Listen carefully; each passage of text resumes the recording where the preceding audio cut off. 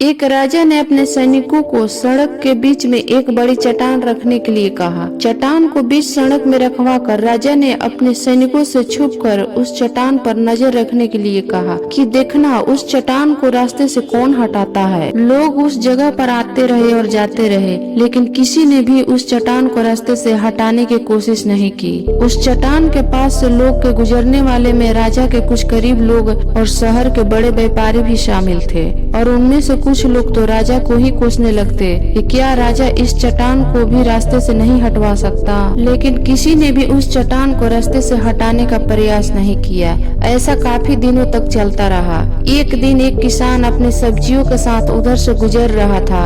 उसने चट्टान को रास्ते में पड़े देखा और सोचा कि सबको इस चट्टान की वजह से कितनी तकलीफ हो रही है। उसने अपनी मजबूत लाठी से उस चट्टान को एक तरफ ढकेलने की कोशिश शुरू कर दी। काफी कोशिश के बाद वह उसे सड़क से हटाने में कामयाब हो गया।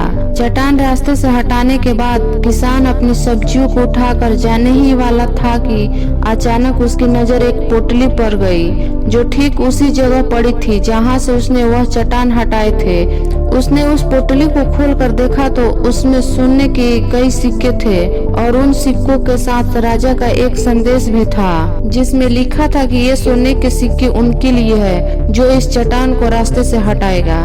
दोस्तों, बिल्कुल ठीक उसी तरह हम सबके लाइफ में भी कई परेशानियां आती है। कुछ लोग उन परेशानियों से बचकर निकल जाते हैं और कुछ रास्ता बदल देते हैं, और चंद लोग ठान लेते हैं उन परेशानियों का हल निकाल लेने की, और ऐसे ही लोग मुश्किलों में संभावनाएं और संभावनाओं में छिपे अवसर खोज लेते हैं। मजबूत इरादे और नेक दिल के साथ किए गए कोशिशों के परिणाम हमेशा ही अच्छे आते हैं। इसीलिए जीवन के परेशानियों से घबराओ मत, बल्कि उन परेशानियों को हल करने की कोशिश करते हुए जीवन सफर में आगे बढ़ते रहो।